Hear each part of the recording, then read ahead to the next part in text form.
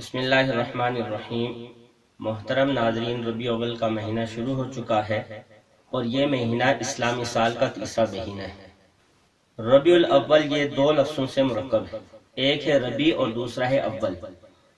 ربیع کا مطلب ہے موسم بہار اور اول کا مطلب ہے پہلا، تو ربیع اول کا مطلب یہ ہے کہ پہلا موسم بہار۔ پھر ربیع اول کا نام ربیع اول کیوں رکھا گیا ہے؟ تو بعض اہل علم نے یہ بات لکھی ہے کہ جس سال اس مہینے کا نام رکھا گیا تھا تو اس سال اس مہینے میں بہار کا موسم تھا، تو اس کی مناسبت سے اس کا نام ربیع اول رکھا گیا ہے۔ پھر ربیع اول کے مہینے کو دیگر مہینوں پر اس اعتبار سے فضیلت اور برتری حاصل ہے کہ اس میں وجہ کائنات امام الانبیاء محمد الرسول اللہ صلی اللہ علیہ وسلم کی پیدائش ہوئی ہے، تو اس اعتبار سے اس مہینے کا مقام اور مرتبہ دیگر مہینوں سے بڑھ کر ہے۔ اور حقیقت میں جب یہ بہار کا موسم ہے کہ جس میں دنیاوی بہار آتی ہے، تو اس مہینے میں اللہ تبارک و تعالی نے اپنے پیغمبر کو دنیا میں بھیج کر حقیقت میں صحیح معنوں میں ایمان کی بہار لائی۔ تو بہرحال اس مہینے میں نبی اکرم صلی اللہ علیہ وسلم کی پیدائش ہوئی ہے، تو اس اعتبار مہینے کی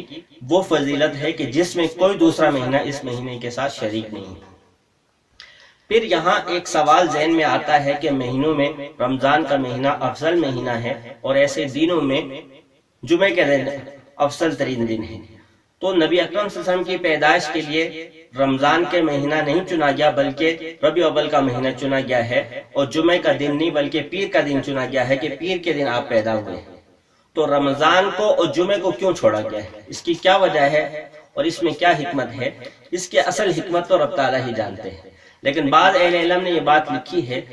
کہ رمضان کا مہینہ چونکہ افضل مہینہ ہے اور جمعہ کا دن افضل دن ہے، اب اس دن میں اگر آپ علیہ السلام کی پیدائش ہوتی تو شاید کوئی سوچنے والا یہ سوچتا کہ آپ علیہ السلام کی پیدائش کو جو فضیلت ملی ہے تو وہ شاید رمضان کی وجہ سے ملی ہے یا وہ جمعے کی وجہ سے ملی ہے۔ تو رمضان کے مہینے کو نہ چن کر اور ایسے جمعے کو نہ چن کر اللہ نے بتا دیا کہ پیغمبر کی ولادت کو اور پیغمبر کی ذات کو جو فضیلت حاصل ہوتی ہے تو وہ نہ تو کسی مہینے کی وجہ سے حاصل ہوتی ہے اور نہ ہی کسی دن کی وجہ سے حاصل ہوتی ہے، بلکہ دنوں کو، مہینوں کو، وقتوں کو اگر فضیلت حاصل ہوتی ہے تو وہ پیغمبر کی وجہ سے حاصل ہوتی ہے، اور ربیع اول کے مہینے کو آپ علیہ السلام کی پیدائش کی وجہ سے یہ فضیلت حاصل ہوئی، پیر کے دن کو آپ علیہ السلام کی پیدائش کی وجہ سے یہ فضیلت حاصل ہوئی۔ ایک پہلو تو ربیع اول کی فضیلت کا یہ ہے کہ اس میں نبی اکرم صلی اللہ علیہ وسلم کی پیدائش ہوئی، اور پھر کتابوں میں یہ بھی لکھا ہے کہ آپ صلی اللہ علیہ وسلم نے جو ہجرت کی ہے تو وہ اسی ربیع اول کے مہینے میں تھی۔ ہجرت جو دین کے پھیلنے کا ذریعہ بنی، جو دین کے غلبے کا ذریعہ بنی، جو حق اور باطل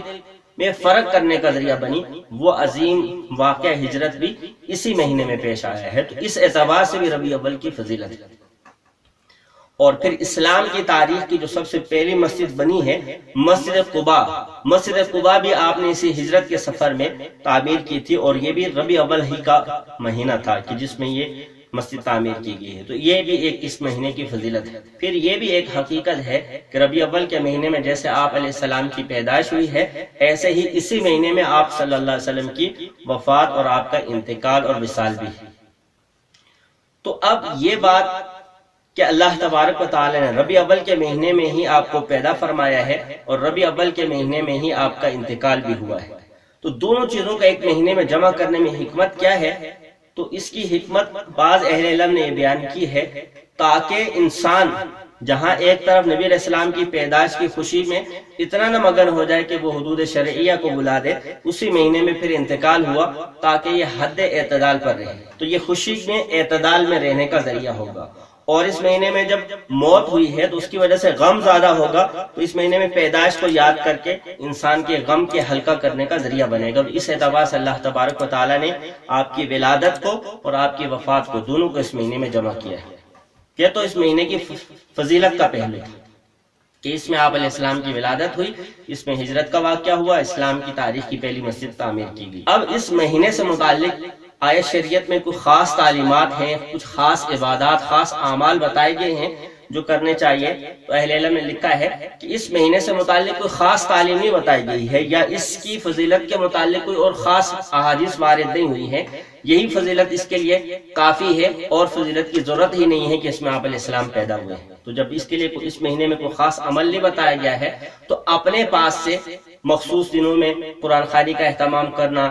اسی طرح کھانے پکانا، سبیلے لگانا اور جلوس نکالنا، یہ جتنی بھی چیزیں ہیں تو یہ بات کی ایجاد کردہ ہے۔ ان میں سے کوئی بھی عمل نبی اکرم صلی اللہ علیہ وسلم سے، صحابہ سے، تابعین سے، تبع تابعین سے اور ائمہ دین سے اور بزرگان دین سے ثابت نہیں ہے۔ تو یہ جتنی باتیں ہیں ساری بعد میں ایجاد کر لی گئی ہیں۔ اس مہینے میں جو تقاضا اس بات کا ہے کہ جب اللہ تبارک و تعالیٰ نے اتنی بڑی نعمت دی کہ جس کے دینے کے بعد خود رب تعالیٰ نے احسان جتلایا کہ لقد من اللہ علی المؤمنین، کہ اللہ نے احسان کیا ہے مومنوں پر کہ ان کو اللہ نے اپنا ان میں رسول بھیج دیا ہے، اپنا سب سے محبوب پیغمبر ان کو عطا کر دیا ہے۔ اس کے شکر میں یہ چاہیے اہل ایمان کو کہ اپنی انفرادی اور اپنی اجتماعی زندگی میں نبی اکرم صلی اللہ علیہ وسلم کی سنت پر عمل کریں اور بدعات کے راستے کو چھوڑ کر زندگی گزارے، اسی میں کامیابی ہے۔ دعا ہے جو کچھ کہا سنا کہ اللہ تبارک و تعالیٰ اس پر عمل کرنے کی توفیق عطا فرمائے۔ مزید اس طرح کی ویڈیوز کو دیکھنے کے لیے ہمارے اس چینل تعلیم اسلام میڈیا کو سبسکرائب کر لیں